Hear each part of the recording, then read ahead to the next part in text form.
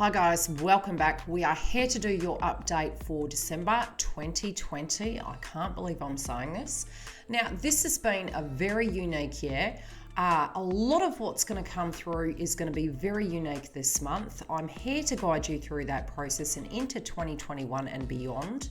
This is a very comprehensive report, and this is a really large pivotal point for us collectively. So we're going to dig deep into your astrology charts. We've also got this video where you can stream forward, stream back, and actually link into what you need to listen to. But there are very important aspects inside this video that are going to help you through. So, you're really guided to listen to each section. It's deeply important for you, and it will be changing the collective for the whole of December 2021. Now, key dates are mentioned and key themes. Let's get into the energy. Grab a cuppa, sit back, relax, and enjoy this video. Okay, moving into this month, we already have Neptune and Pisces direct. Now, in shadow energy, it can take some time to kick up some speed. This is an energy that is quite slow moving. We're also having the conjunction point this month, as well as the energy of both Saturn and Jupiter moving from Capricorn into Aquarius, which is, it's what we've been waiting for moving into 2021. It has really taken a toll on us moving through. So many of us will be very grateful, but it is a transitional stage. You need to attempt to keep as grounded as possible through it. Conjunction points can be very positive. They can bring blessings to you. The day after the eclipse, we are also having Aries and Chiron stationary direct. So again, it will move quite quickly. We do need to pay attention to inside our zodiac signs where that links to, which I will mention. But bear in mind that energy, we will start within the next 1 to 2 weeks feel like we're more energetic. We did have Aries and Chiron retrograde. It was really pushing us down for 6, feeling very tired. A lot of us still were feeling tired last month, due to the fact that Aries and Chiron was still retrograde, to give us that time to really reflect. So it's really healthy that it is moving forward, especially moving into Christmas and New Year. It's going to put us in a better standpoint where we can deeply be in our emotional grounded energy to be able to see and perceive things. Also, with Neptune and Pisces going direct, it's going to be doing the same thing. And as we move into January 2021, we will have Uranus and Taurus going direct, where next year it will be making 3 squaring points to Saturn in Aquarius. Okay, Cancer, we're going to move into the update week by week, moving to the eclipse in Sagittarius. Now, the eclipse in Sagittarius is connecting into your 6th house placement.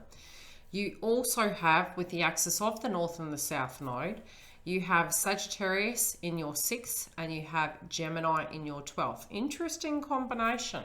Now, what does this mean? It's going to be unique for all of you. I do feel you guys, number one, with the Gemini eclipse, a lot of us, what was happening, it was happening at a 3D level. And what do I mean by that? I mean, there were circumstances surrounding us to reset us. And those things were happening outside of us. Now, the Sagittarius energy is going to be happening directly within your life.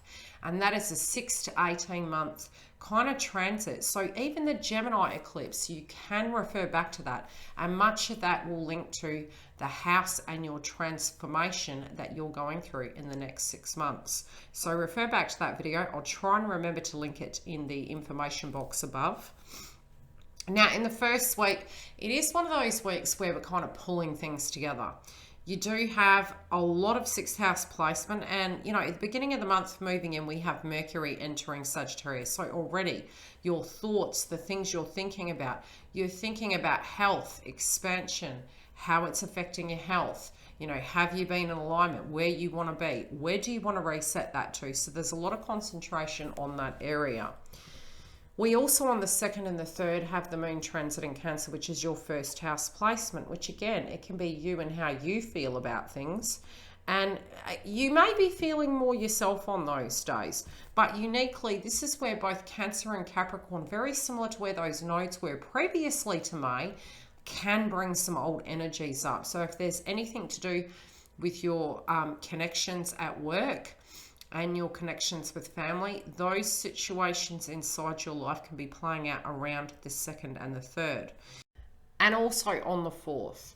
Now, moving to the 5th and the 6th, we have the moon transiting Leo, which connects into your thought processes, your emotions, everything to do with communication. And there can be some subjects really linking in with marriages, contracts, partnerships, interconnections, your romance, your luck.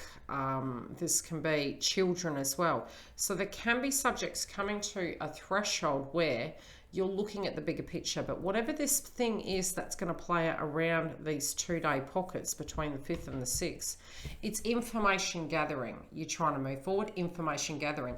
And it's quite strange because Jupiter energy is wanting you to proceed forward, and Mercury energy of Sagittarius is trying to push you, but Mercury likes to break everything down.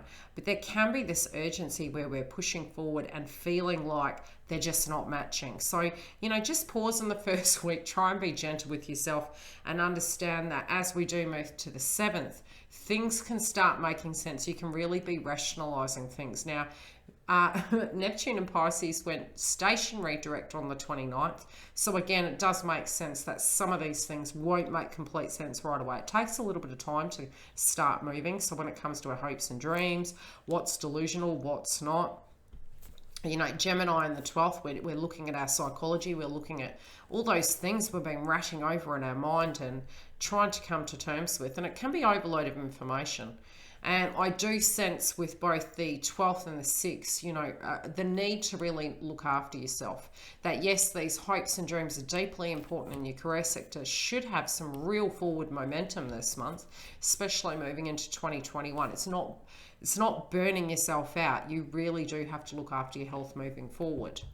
Now in the second week, moving to the 8th, again, similar energy, bringing things together, reading the black and white print, thinking about all those things and I see your mind almost mapping situations. On the 9th, you also have the moon transiting Libra, which for you, with the sun being in Sagittarius, the way you're going to be dealing with things is it could be really quite busy. Having to do too much, trying to correct things. It's squaring Neptune and Pisces, so you might feel like, no matter what you do, you can't go quick enough. No matter what you do, you can't get enough done. It's just not integrating. It can be frustration.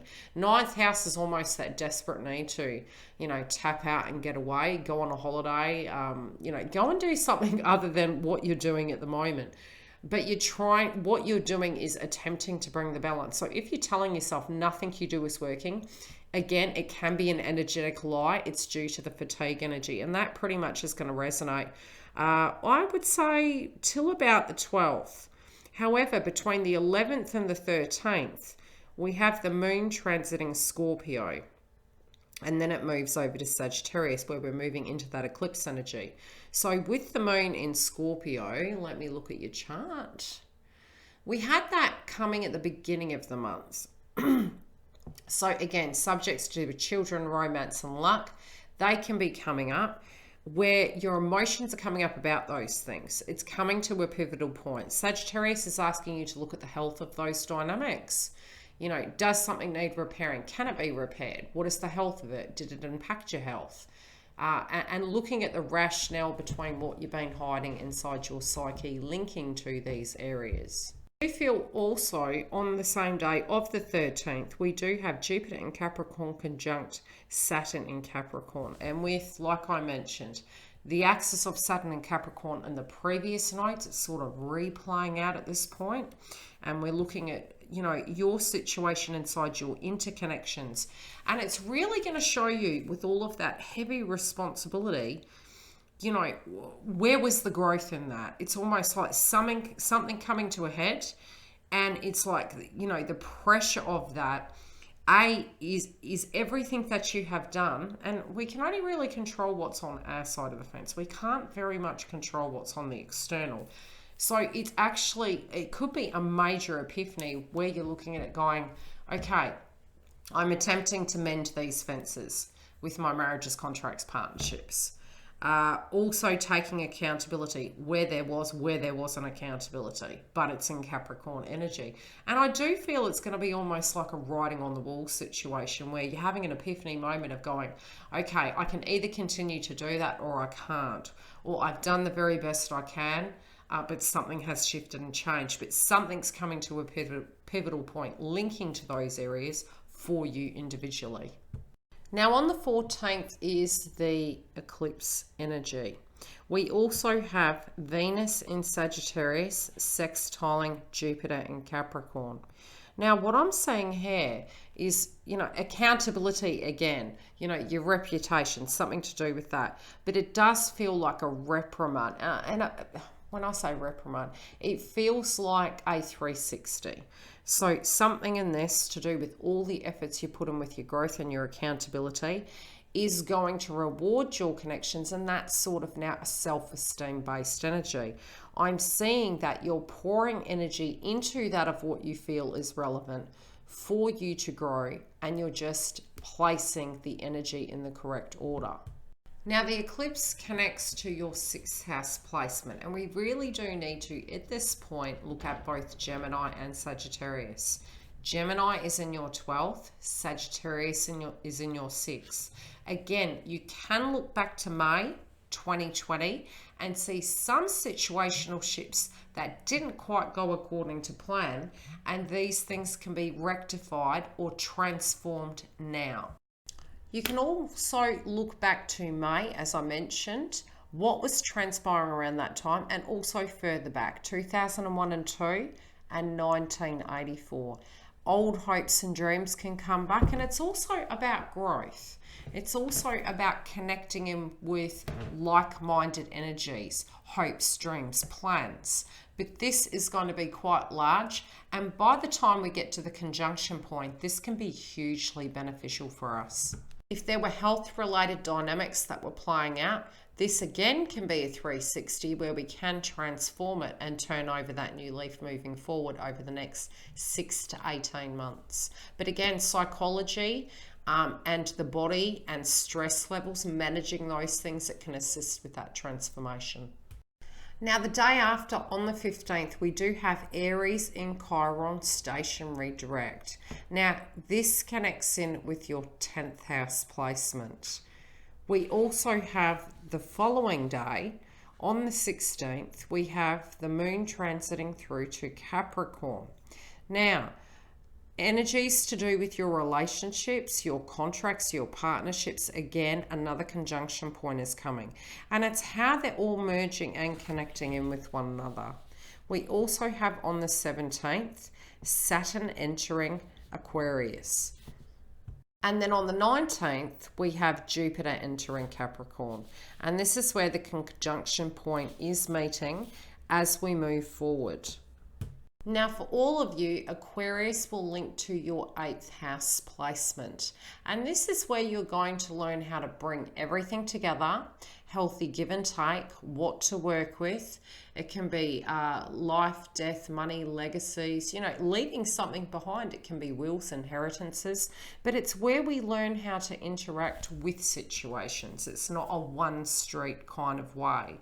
It's a healthy codependency. It's that of what we can depend on.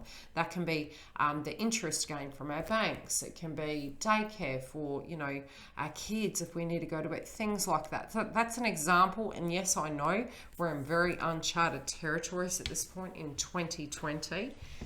So as a matter of example only, these are sort of the scenarios that can play out with the 8th house placement. This will be where both you and your partner are at that immediate level, where both of you are working, so that you can have each other's back. Things to that degree. Mutual, consensual situations. Now on the 20th, we have Mercury entering Capricorn, which links to your 7th house placement of marriages, contracts, partnerships, and a lot of your thoughts will be in these direct areas. What the requirements are inside these things, how you feel about them, how you can pull it all together. Especially it does make sense with the fact that we have Aries and Chiron now direct, as many of your wounds were linking to these contracts as well as potentially employment. And it might have been this push-pull. How do I balance everything? How can I do that and that? Having both energies. I do believe a lot of contractual related dynamics are going to come up, especially with your emotions, with the moon transiting Pisces, the big picture, your spiritual belief systems, how to grow, maybe upskilling, or subjects of working long distance, what the psychology is surrounding traveling all the time, linking to career, or just point blank the bigger picture of how to grow in that area of your chosen field. Now, the conjunction point is occurring on the 21st, and although we do have conjunction points occurring during the month, this one is a major one, and I will try and do a separate video linking to it. There also can be anything to do with legacies, inheritances, shared finances. This can be money owed to you as well, due to the fact that it's the 8th house placement. There can be some blessings during this conjunction point, so pay attention to how it feels. Could be landing a job of a lifetime and, maybe getting a raise or a promotion. It might be receiving a job or having a bright idea and launching it and getting it off the ground. However this lands for you, the 8th house is activated, and with Aquarius being there, it will take a lot of pressure off the otherwise very heavy Capricorn energy that you have experienced. Yes, we will have Pluto in Capricorn for another 3 years, but both Saturn and Jupiter will ease that off, so it's not so full of pressure. We're having a full moon in Cancer towards the end of this year on the 30th. That is going to be at 0 degrees, I believe, which is connected very similar to a brand new beginning. It's the critical degree points, and it's happening in your first house. So there can be things where you feel you're changing. You do need to on this day, and I would say even leading up to a good 4 or 5 days into it and out of it, to be very gentle with yourself. You may have a lot of reflection to do.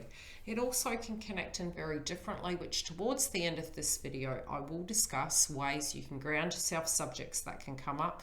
But bear in mind, it is a first house placement, so it could be things happening to you. Romance, let's get into that. Now, for your romantic house, Cancer, very, very interesting month. Now, you guys have done the hard yards with that heavy Capricorn placement. It has been hitting your romance sector. And yes, it can be quite hard this month, but it's more from a stress point of view. This can be due to everything calling upon you and the responsibilities that you feel you're spread like butter. It can be a very popular time at the moment to meet people, but you'll find the pressure will move off and you will be wanting to connect in with people and merge at a more intimate level. Now, for many of you, it may have been very go, go, go, feeling fatigued due to Aries and Chiron retrograde and a lot of things that you've had to balance and manage. I can see from your chart placement, be cautious of burnout, but I do see moving towards the mid-month, you're really making it count. And this is where if you are single, you can be reaching out. You're also wanting to be attracting like-minded energies that want to build with you. You've got the 8th house placement there. There can be some sadness towards some situations, but I very much feel through this transit this month, we're going to have a great deal of clarity to know what things were, what they meant, who they are, and where we're going from here. Because you have both 6th and 8th house placement all through your chart, especially leading to Christmas, I do feel you directly have a plan, but I do feel for many of you, your romantic interest has a plan for you too. The 8th house is shared and reciprocal. And yes, for those of you that are coupled, you can be making major plans moving into 2021. And I do feel this can be a great benefit. Now, as for resting and recouping, most definitely, especially in the last 2 weeks, it's well and truly earned. Have some quality time, get grounded. I also see you wanting to be more private, especially with proving yourself with situations. So whomever this person is, be it you're single or couple, it does feel you've been doing a lot of energy clearing, and where you're at in your life, you're wanting to move forward and build. Now, very important to get grounded this month, and that is if you're feeling tired, make sure you're eating right. Keep your fluids up, because we had Neptune and Pisces going direct, as well as this month you do have 12th house placement, and that's due to the nodal energy. So again, crown chakra, utilizing amethyst. From a heart chakra clearing point of view, You can have some egoic purges this month, and it's more because you're trying to clarify what occurred in the past, both with your third eye and the 12th house activated in your chart. Also, with your romance sector, because there can be shared stress in that area, definitely the Venus attributes of the signs, which is both Gemini, which is Mercury, which is also linking to it, but your throat chakra can be coming up again due to your 12th house placement. So your chakra systems have some very interesting vibrations. I would say cognitively you're in awareness, but at times you could be potentially micromanaging it. So balance your 12th house, caution of tension headaches, third eye clearing. You can use gemstones to balance it, throat chakra, and again, base chakra due to the fatigue. You've got to get yourself grounded. So with the inner child energy, I suggest higher heart. It feels like it, probably because you got 1st and 12th house, you're going to have a realignment occurring. So preparing your body, get into light body frequency, which is light detoxing, just a little bit to prepare. And generally your body starts doing it naturally. So it's nothing really you need to worry about too much. However, tourmaline and onyx can protect your psychic energy, as well as amethyst. Make sure you keep hydrated. Obviously, if there's anything outside of that, always seek a medical professional. But from an astrological point of view, these are the areas. Caution with heavy foods as well. Any 2nd house or 6th house placement with stress levels can come up where you find processing, indigestion and things like that can come up. So be careful with that. Okay, Cancer, your employment section. Now, there are great aspects, but because you've had Aries and Chiron hitting your career sector and anything you're working on, yes, you can feel super fatigued. As for pulling everything together, I'm really seeing from your chart you have a lot of great plans. Try and be patient with it, because I really feel, you know, if you've done all you can spiritually, logically, rationally, and you're pushing a wheelbarrow uphill, the 21st can bring some really absolutely great benefits. With the nodes being in Gemini, caution about talking with people, especially on the workplace, because wounds can link to that. Sharing of information with telecommunications. It can be via the internet, reading emails. Sometimes, again, with the 12th house placement, you may have been betrayed at work previously, or it could have been something very separate, that you had other responsibilities and every time you needed to work, dramas were occurring, or that opportunities weren't there. As it moves direct, you will have a lot more energy, but you also have to settle into the upgrade of the transit of Saturn and Jupiter moving over to Aquarius from Capricorn. So that can take a little bit of adjustment. You probably will feel more grounded, and honestly, because Capricorn's been hitting your natal for an ever so long time, and it's deeply fatiguing. So my love and thoughts are with you. Career factor wise, I do feel really beautiful contracts coming in, taking it to the next level, bonuses and things to that degree, especially at a financial level. For those of you not working, this can also be getting to the point you're going to do that and having these grand ideas and getting prepared to launch them in any career field that you should desire. Because Aries and Chiron moving direct, and then Jupiter from Capricorn to Aquarius, all of those things are really conducive with growth and networking and marketing, and you have that potential here, especially with the 8th house, and it will be beneficial for you. Obviously, because we have the moon transiting at the beginning of the month through your natal 1st house placement, you may have some emotions coming up to do with home and family. These can be a point of contention or direct reflection, and I'm also seeing you to be extremely busy. A lot of old friends and new friends you may hear from during this process. And again, Aquarius energy can make you very social. Now, I'm not saying Cancerians aren't social. You guys are very private. I know I have a lot of Cancerians in my life, including I also have that in my natal. But you will find that due to the fact you were extremely busy, either with family-related dynamics, work-related dynamics, contractual, whatever they be, By the time we move over to in the 8th house placement, it's going to be very conducive with like-minded people. So your networking is going to be very beneficial. And really from, you know, a valued point of view, you will feel more valued moving into 2021. Home related with siblings and things to that degree can be coming up during the month, due to the fact that Sagittarius is hitting your 6th. So anything linking to children, romance, contracts, they're really hitting your chart quite hard, but there's healing and movement in those direct areas as the planets go direct. Now, the big changes can also be in your finances between now and 2021 in January, especially since we do have Mars linking to your 11th house placement. So all the hard work you do now, be it the money is coming from an external source or an employer or you, it appears to be moving so. And family and things to that degree, I see large plans there, but they're acquiring a solid foundation with joint, what would the word be? Mutual give and take and things. 8th house placement. Your hopes, dreams and aspirations are all up in your grill with the Mercury at the moment, Cancer. You've got there for 2.5 years. You have major plans. You might not be articulating it, but these plans are huge movement plans. Now they're from, okay, stifling energy, wanting to set down roots, getting new cars, getting new technology.